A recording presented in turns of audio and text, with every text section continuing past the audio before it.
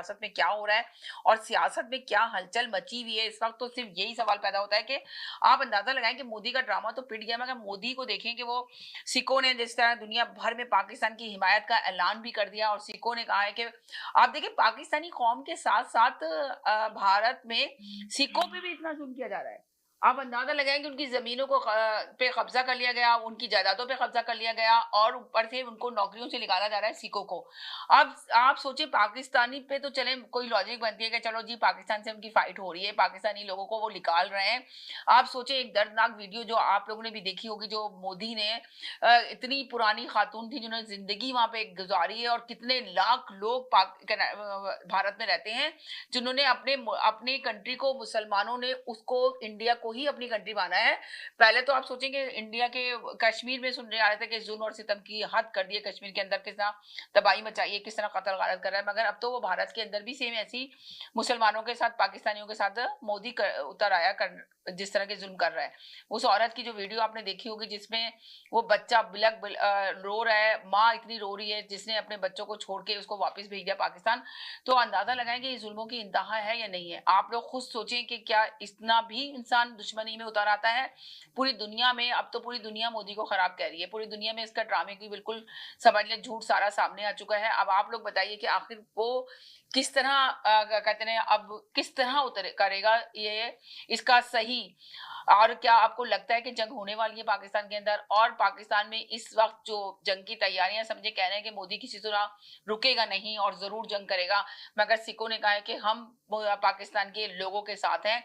और एक तरफ आप देखेंगे है ना, फवाद चौधरी का कहना है कि इमरान खान एक पीटीआई के बहुत बड़े लीडर थे और पीटीआई एक बहुत बड़ी पार्टी थी, तो बड़ी बड़ी कुव्वतों को और हुकूमत को सोचना चाहिए कि इमरान खान को बाहर लेकर आए और है ना बाहर लाके उनके साथ मुशावरत करें और उनके साथ मुज़ाकरात करें और बातचीत करने की जरूरत है। इस वक्त पाकिस्तान को इमरान खान के बाहर आने की जरूरत है। तो आप लोग भी जरूर बताइए कि आप लोग की क्या राय है इसके अंदर, आना चाहिए नहीं आना चाहिए। चलें जी जैदी भाई को वेलकम करते हैं। हेलो जी, अस्सलाम वालेकुम जैदी भाई, क्या हाल है आपके, कैसे हैं?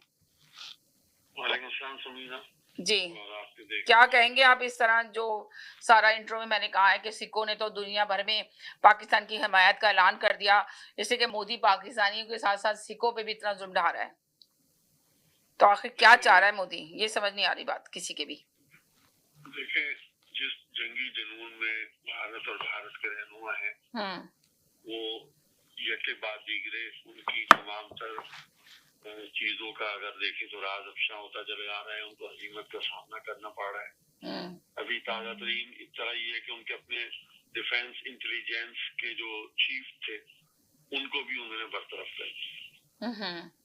उनको लेफ्टिनेंट जनरल DS राणा करके उनका नाम जी जी जी जी जी जी और बिल्कुल आपने सही कहा जी, उनको भी हटा दिया, बरतरफ कर दिया। और ये वजूहात क्या है कि वो जो उनके डिफेंस के और दीगर माहिरीन है, फौजी माहिरीन जी जी वो इस चीज को बार बार कह रहे हैं कि हम जंग करने की पोजीशन में नहीं है जी।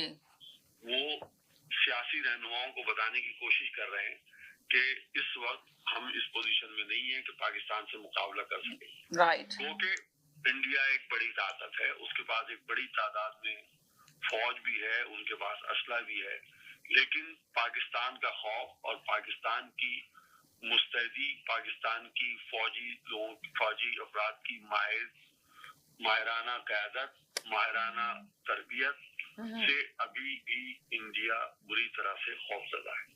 अभी थोड़ी पहले मुझे किसी साहब ने बताया, मैं देख रहा था कि एक्सप्रेस वे पे वो कोशिश कर रहे थे कि अपने तैयारों को उतारें किसी हाईवे के ऊपर, लेकिन वो उसमें उनके पायलट कामयाब नहीं हो सके और वो एक आध दफा कोशिश करने के बाद उसके बावजूद उन्होंने तैयारा उस पे लैंड नहीं कर सके। जबकि एक इत्तला के मुताबिक हमने